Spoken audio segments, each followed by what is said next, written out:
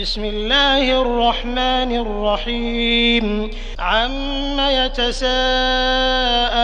عن النبأ العظيم الذي هم فيه مختلفون كلا سيعلمون ثم كلا سيعلمون ألم نجعل الأرض مهادا والجبال أوتادا وخلقناكم أزواجا وجعلنا نومكم سباتا وجعلنا الليل لباسا وجعلنا النهار معاشا وبنينا فوقكم سبعا شدادا وجعلنا سراجا وهاجا وأنزلنا من المعصرات ماء ثجاجا لنخرج به حبا ونباتا وجنات ألفافا إن يوم الفصل كان ميقاتا يوم ينفخ في الصور فتأتون أفواجا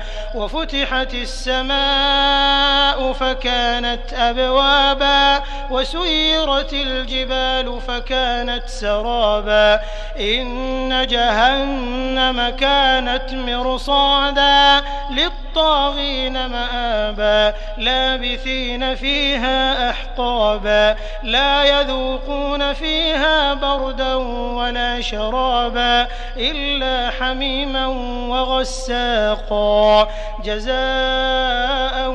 وفاقا إنهم كانوا لا يرجون حسابا وكذبوا بآياتنا كذابا وكل شيء أحصيناه كتابا فذوقوا فلن نزيدكم إلا عذابا إن للمتقين مفازا حدائق وأعنابا وكواعب أترابا وكأسا دهاقا لا يسمعون فيها لغوا ولا كذابا جزاء من ربك عطاء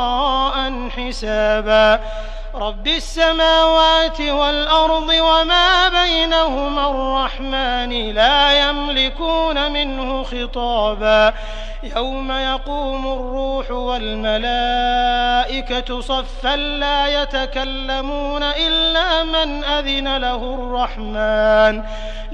يتكلمون إلا من أذن له الرحمن وقال صوابا ذلك اليوم الحق فمن شاء اتخذ إلى ربه مآبا إنا أنذرناكم عذابا قريبا يوم ينظر المرء ما قدمت يداه ويقول الكافر يا ليتني كنت ترابا بسم الله الرحمن الرحيم والنازعات غرقا والناشطات نشطا والسابحات سبحا فالسابقات سبقا فالمدبرات أمرا يوم ترجف الراجفة تتبعها الرادفة قلوب يومئذ واجفة أبصارها خاشعة يقولون أئنا لمردودون في الحافرة أئذا كنا عظاما نخرة قالوا تلك إذا كرة خاسرة فإنما هي زجرة واحدة فإذا هم بالساهرة هل أتاك حديث موسى إذ ناداه ربه بالوادي المقدس طوى اذهب إلى فرعون إنه طغى فقل هل لك إلى أن تزكى وأهديك إلى ربك فتخشى فأراه الآية الكبرى فكذب وعصى ثم أدبر يسعى فحشر فنادى فقال أنا ربكم الأعلى فأخذه الله نكال الآخرة والأولى إن في ذلك لعبرة لمن يخشى أأنتم أشد خلقا أم السماء بناها رفع سمكها فسواها وأغطش ليلها وأخرج ضحاها والأرض بعد ذلك دحاها أخرج منها ماءها ومرعاها والجبال أرساها متاعا لكم ولأنعامكم فإذا جاءت الطامة الكبرى يوم يتذكر الإنسان ما سعى وبرزت الجحيم لمن يرى فأما من طغى وآثر الحياة الدنيا فإن الجحيم هي المأوى وأما من خاف. The Alcalo of Banjulunding, Mr. Longs. Next to him is Mr. Landing Kotoring, the Imam of Banjulunding, the Governor of West Coast Region, my brother Commissioner Ansumana Kinte of the Gambia Police Force, the Center Manager Mohammed Idris, Adama Jallo from the NGO Affairs Office, and Mr. Jallo from Lands Office.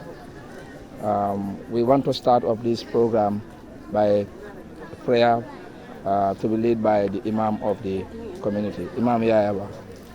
أعوذ بالله السميع العليم من الشيطان الرجيم بسم الله الرحمن الرحيم الحمد لله رب العالمين الرحمن الرحيم مالك يوم الدين إياك نعبد وإياك نستعين اهدنا الصراط المستقيم صراط الذين أنعمت عليهم غير المغضوب عليهم ولا الضالين آمين اللهم ربنا تقبل منا إنك أنت السميع العليم تب علينا يا مولانا وأنت التواب الرحيم اللهم يا ربنا تقبل منا صيامنا وقيامنا برحمتك يا الراحمين يا رب العالمين اللهم اجعلنا من أتقائك من النار بفضلك وكرمك يا أكرم الأكرمين يا رب العرش العظيم اللهم يا ربنا يا ربنا يا ربنا ارزقوا وارحم وموتانا يا ربنا إنك أنت السميع العليم برحمتك اللهم يا حي يا قيوم أنت الذي أمرت العباد أن يتعاونوا ويتواصوا قد جاء هذه اللجنة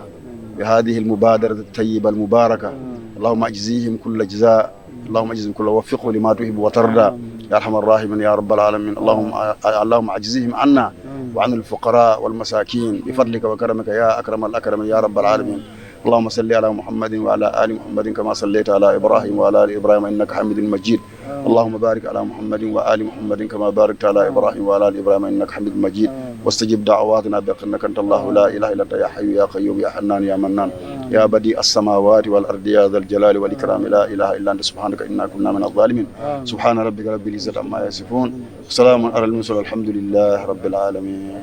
Ya Rabbi, may the Almighty Allah answer all the prayers. Imam Ba, thank you very much. Because we know it's Ramadan and some of the Nyomenkas have already started complaining, we are not going to keep you that long here. The center manager will do the opening remark, to be followed by a statement by the governor of the region as the host, and then we will have the closing remarks by the head of Dawah of Direct Aid, Mr. Amadou Sabali. Alhamdulillahi Rabbil Alameen. الحمد لله وكفى والصلاة والسلام على النبي المصطفى وعلى آله وصحبه أجمعين. نحن سعداء في هذا اليوم المبارك في هذا الشهر المبارك أن نقدم في جمعية العون المباشر برنامج إفطار رمضان الدفعة الأولى في مركز بانجولندين. دايركتور من بمرلين كامبولا على كونتندرو كولا سلتا على تنتو سلتا كيلا صلى الله عليه وسلم abala kontano yitande nala seo comme be bendinjang ñinam programme oti me yalon adalta ka kessa wosan ka sunnal ma koy membe dending balwo kenyal yo ñimo dir folol inshallah dir flanjang fanam binale nadiyat alayk. وفي هذه المناسبة السعيدة أنتهز الفرصة لأشكر الإخوة الداعمين والمانحين من دولة الكويت عبر جمعية العون المباشر. ko abe insio to abe ala tenturo na la jairo kila badol mel yalan ko wala demar bundalti melka demaro ke direct edla kuwait banko kan abe tentula abe jayla e mako ro men di ni wato me yalan ko molbe sulara. ونشكر الأخ حاكم الإقليم ووفد المرافق له على زيارتهم وتشريفهم لنا في هذا البرنامج إن شاء الله وجزاكم الله خيرا. كابالا جايرون على تنترو سندلا غوفانو أنا أدينيول أنين أدو كونيول مليالن كولنا تكا ما بين في كنين بونيار ديمارو نفتاندي ماريول لمل سولات هالك. Thank you very much, the center manager. The statement is very short but very precise. This is an annual event on Direct Aid's calendar. We all know every year Direct Aid reach out during this period, reach out to families that we deem it fitting to benefit from such gestures. Without much ado, I will pass the mic to the governor of the region to deliver his statement. Assalamu alaikum. I say good morning to every one of you, to the alkali, my brother here, the Imam of the area, Imam Ba, the center manager,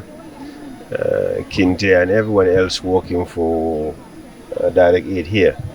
And among us here today, we are lucky to have Commissioner Kinte, a very good brother of ours, and to have his presence to grace this occasion. I say Ramadan Mubarak to all of you. This is a very, very great opportunity. And then seeing how many families are actually going to be benefiting from this gift, and to hear, and most important, to come to know that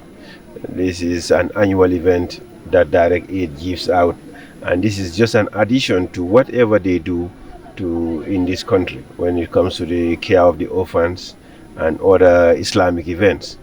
So to Direct Aid, and to especially the people who are willing to sacrifice out there to help Direct Aid, because this is not coming from just one person. These are donors who sit there, expect that when they give their gift, whether it's a charity or whatever, but it is used the right way. And to have Direct Aid as an implementing partner in the Gambia, I think this is a testimony to what Direct Aid is doing in this country. As a country, as a government, we are very, very appreciative of Direct Aid, and to the people who are willingly giving to Direct Aid all the time to make sure the center, the people, the orphans, the needy are well taken care of. I can attest to the fact that Direct Aid is doing that very, very well. We have a very, very good relationship with the government and the people of this country. Seeing the people you see here today in the holy month of this Ramadan, giving to people who without such an aid, they probably would not have been able to afford a cup of sugar or a cup of rice. This is very, very well needed, and we are very, very thankful to Allah to be able to give Direct Aid this ability to do this. On behalf of the community and on behalf of the government, I just want to say thank you so much to Direct Aid, and we look forward to continuing to cement this relationship between the community and the people of the Gambia. And inshallah, this is going to be a continuous process for us. There is always a need to definitely build the relationship, and you couldn't have a better relationship building than this. So I thank all of you, and inshallah we look forward to getting to know how many other things you are doing, and any intervention you are doing, do not hesitate to let us know. And I can assure you the support of the Office of the Governor and the support of the government that will continue to work with you to make sure our people who need it actually are the beneficiaries here. Thank you so much.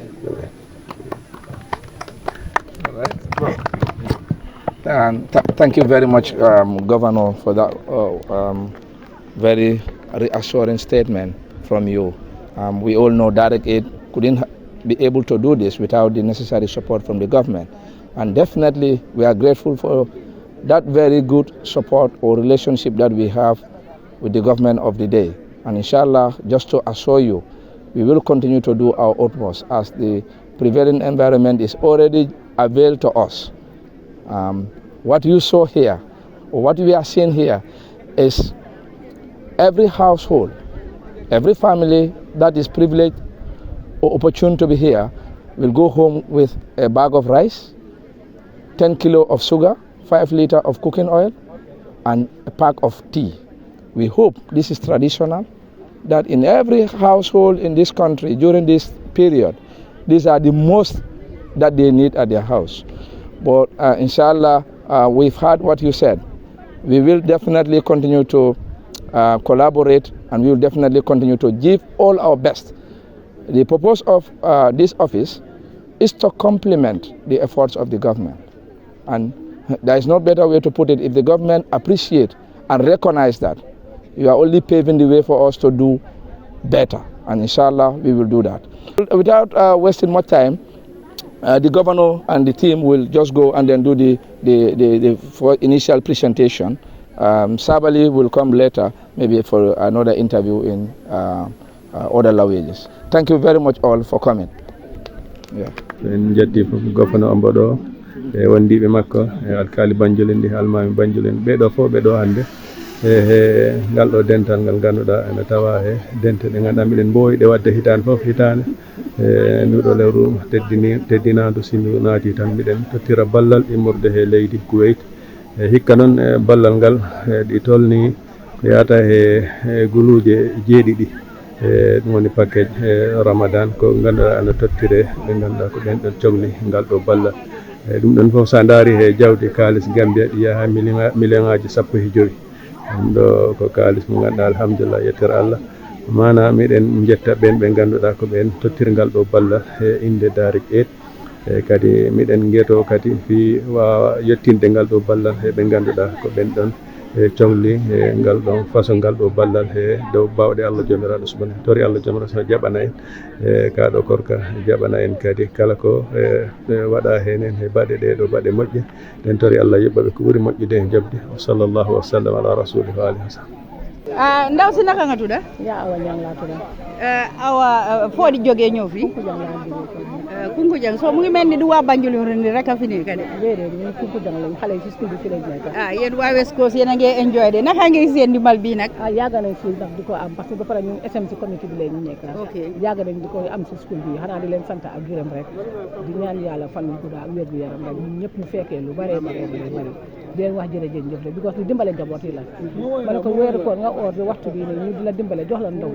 ne la kaay nga jël loolu sant yàlla bu bari la parce que ñu bari seen loxo jotul seen gannaaw waaye soo amee lii rek sant yàlla la kon ñu gën a sant yàlla rek di ñaan yàlla rek di gërëm Direct Aid bi Direct Aid daal lépp ñoom la ñu naa ñaanal yàlla daal fan yu guddaa ñu gën a sant te liggéey bi tam jëm ci kanam mu yokk ñëpp xam ko ak ñu fa liggéey yëpp sant nañ leen gërëm nañ leen waaw jërëjëf jërëjëf toɗima landin kote alhaji landin kote alhaji o taki je ya aliyaji ñimmeje de Direct Aid le yatamba hijolade ikrol kam kool beleke ate yamune fo ñim koto on contanta bake ko bendi gawmin to di ñullente samba makka mbe senine rek yen kumandi ko yene bita hijol son contanta wala bake ambela mbe duwa kanne fo ala si o siyandi fo ismo jama samba hijola ko ñimu fenneti mi yalon adube ye minketen sunte lalu pour ka i makoy ye sunte la makoy ye fawne makoy oto alama baraka kala min ko mbe duwalete fanan alla do ko ñiñata ale minki jam fo ala sal samba ñaato ala kana komata di Allah ila hormo to nyaale meta ñokanne babake ni barabake baraka ala yeso joda kende amin ya rabbi amin maduda ma nga tudda Abi Bangola kansula Banjul de wor kansula yow mom yeen mom jeexu ngeen de Direct Aid West Coast rek la nekka déedéet nekkul West Coast rek ñëpp bokk nañ ci Gambien bi ñëpp bokk nañ ci ñu ngi santa Gambia santa diaspora santa arab yi ak Direct Aid because lii nekkul the first time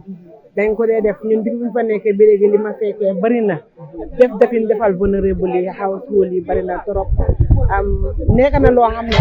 dimbale na keneen ak keneen surtout ñun jigéen ñi sante nañu yàlla trop si li ñoo def ni di leen ñaanal yàlla si doole bam jógee yàlla na si yàlla yokk lu bëri pour won nañu tam bii rek du seen dimbal su seen loxo dugal dafa bëri ñu ñoo dimbale baa doole néew doole bëri na kon si doole gam day jógee yàlla na ko yàlla yokka waxuloo liñ dee dimbale because yaa ngi mel ni xam nga leen da ngaa wax ñu dégg waaw xam naa leen because bi Covid bi commencé dugg nañ léegi bu nekka déeta jin ak leen polint war a soot la dunda yëpp joxe nañ leen